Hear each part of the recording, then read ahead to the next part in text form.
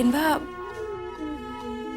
હું એટલે કે તારા અને જીગરના લગ્ન થવાના છે.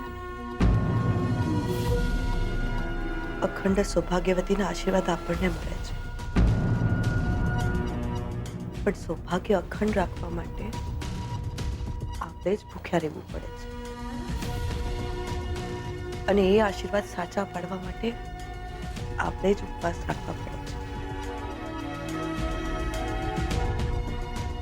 હા બેનવા, પણ એટલે કે હું ભલે તારા અને જીગરના લગ્ન ન થયા હોય, સગાઈ તો થઈ છે ને. હા બેનવા, પણ હું એમને માટે જો હું જીદ નથી કરતી, હું તો ઉપવાસ નહીં કરી શકું.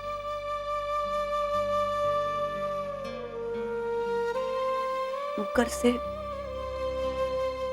તો મને લાગશે કે મારો વારસો કોઈએ જાળવ્યો છે.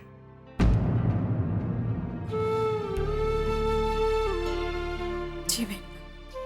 જો દીકરા, સાંજ સુધી જ ઉપવાસ રાખવાનો છે. સંધ્યાકાળે જેના માટે ઉપવાસ રાખ્યો છે ને, એનું મોઢું જોઈને ઉપવાસ છોડવાનો.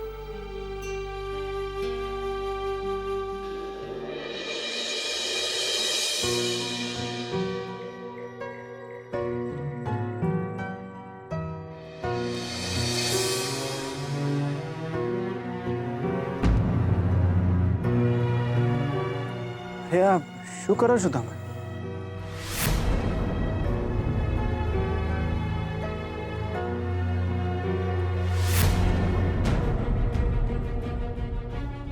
લક્ષ્મી, તમે?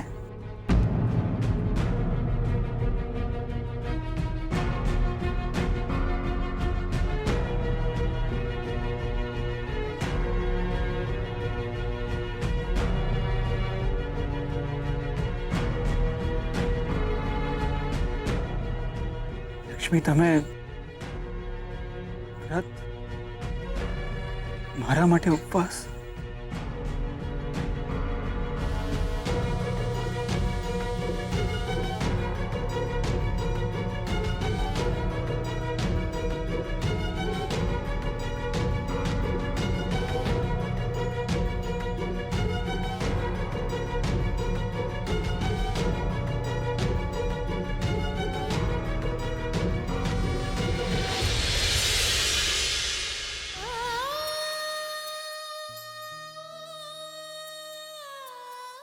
જેમના લાંબા આયુષ્ય માટે હું ઉપવાસ રાખું, એ હક, એ સંબંધ તો માત્ર એક જ હતો.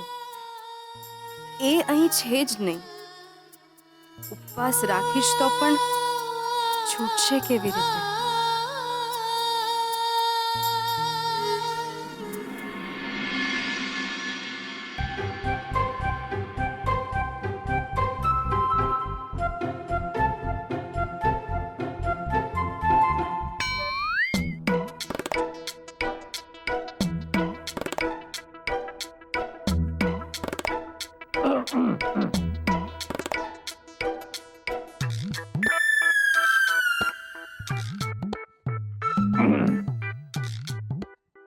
રિસાઈ ગયો છે તું?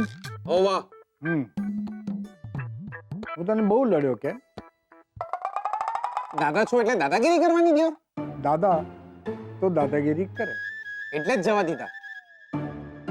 બાકી મેહોણામાં કોઈ મારી સાથે આટલું લડત ને તો અડધું મેહોણા માથે લીધું હોત. પણ એક વાત છે કે વડોદરા આવીને બકા બહુ મોટી ભૂલ કરી.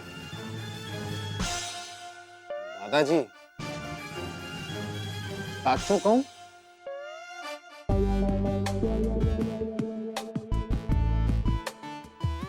લા સમજ્યા દિયોર. લા ચાલે ચાલે. લા એકચ્યુઅલી એમાં એવું છે ને દાદાજી કે અમારા બાપા ખરા ને, એમના બાપા નહોતા, એટલે વહેલા ગુજરી ગયેલા. એટલે હું નાનો હતો ને ત્યારથી આપણને દાદાજી નહોતા. બીજાના દાદાજી જોઉં ને તો આપણને બી એવું લાગતું કે આવી ખખડી ગયેલી પાર્ટી આપણા ઘરમાં બી હોવી જોઈએ. એટલે લેના હોય ને ત્યારે દાદા તો હોવા જ જોઈએ, આપણી સાથે લડે ઝઘડે પણ મજા આવી જાય દિયોર. એટલે મારી સાથે ઊંધું થયું, એટલે હું મોટો થઈ ગયો એ પછી આપણને દાદાજી મળી જ ગયા. કોણ? એટલે તમે, બીજું કોણ દિયોર? લડો. લા દાદાજી, તમારે આપણી જોડે બિનદાસ લડવાનો દિયોર, મજા આવી જાય. મને એવું લાગશે કે મને મારા દાદાજી મળી ગયા. લડવું નહીં તો બીજું શું કરું? આવું કરાય? હા? અને તેમ કે તારા બા ખરેખર ગુજરી ગયા એટલે અમે તો લગ્નની તારીખો ફેરવી નાખી. પછી અમને ખબર પડી કે બા ને પણ ગાય ગુજરી ગઈ. પિત્ત તો જાય કે નહીં? હા, જાય કે નહીં? અને પાછો તું એટલું બધું રડ્યો કે અમને તો સાચે જ લાગ્યું કે તારા બા ગુજરી ગયા. એટલે તો દાદાજી, ખેડૂતનો દીકરો છું. અમારામાં બા ગુજરી જાય ને એના કરતા ગાય વખતે વધુ રડીએ. એટલે પણ બહુ ભૂખ લાગી છે. એટલે કોઈ જમવાનું આવશે કે નહીં? એટલે બહુ ભૂખ લાગી. લે આઈ જ્યો દિયોર, આઈ જ્યો. ક્યા વાત હે. જોરદાર.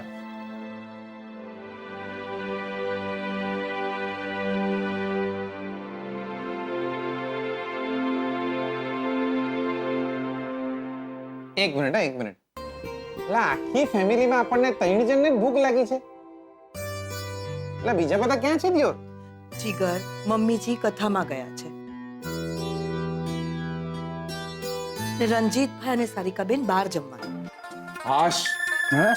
નહીં, એટલે સારું છે ને, બહાર જ જમીને આવશે એમ. સુજો બેટા, તું તો જમશે ને? ના દાદાજી, તમે બધા આરામથી જમો, હું ગરમ ગરમ રોટલી ઉતારું છું. પપ્પાજી, આમ પણ એ આજે નથી જમવાની. કેમ?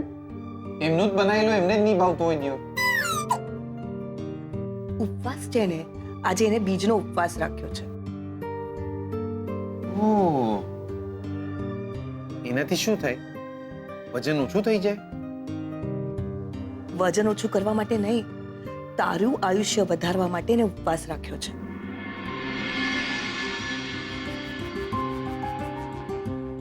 અલ્લાહ. લાયા બાકી જોરદાર. એટલે એ રાત સુધી જમશે જ નહીં? ના, રાત્રે જમશે, એકટાણું કરશે ને. અલ્લાહ. લક્ષ્મી જમે નહીં તો દિયોર મારે ના જમવું જોઈએ. એમને એવું લાગવું જોઈએ કે દિયોર હું એમને જોરદાર લવ કરું છું.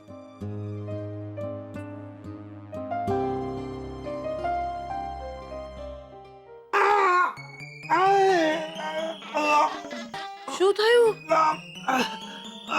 પેટમાં બહુ દુખે છે દિયોર, બહુ દુખે પેટમાં.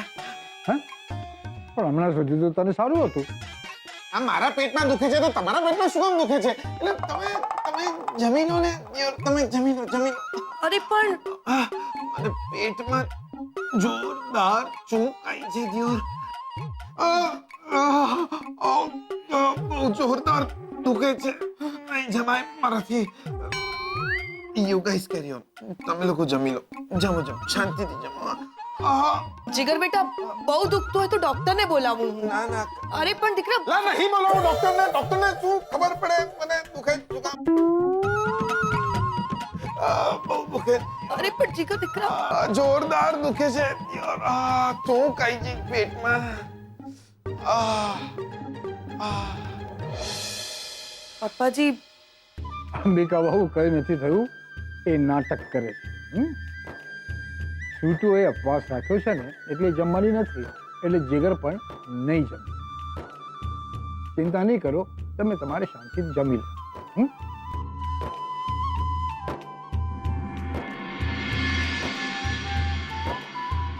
અરે આ ક્યાં ગયા? એમને જમવાનું નથી?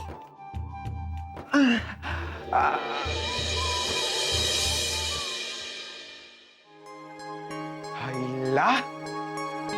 આ દિયોર, આ લક્ષ્મી મારા માટે ઉપવાસ રાખવાના છે? આખો દાડો જમવાના નહીં? ચીગલો. મારી બાએ મારા બાપા માટે ઉપવાસ રાખતી, એટલે જ તો આ ઉંમરે બી અડીખમ ઊભા છે. જોડે જોડે ઊભા હોય ને તો પાડા કરતા વધુ અડીખમ અને તાજા માજા મારા બાપા લાગે. એ બધું મારી બાના ઉપવાસને લીધે. જીગર આત્મારામ પટેલ, એટલે જો લક્ષ્મી તારા માટે ઉપવાસ કરશે ને દિયોર, તો તારા 100 વર્ષ તો પાક્કા જ.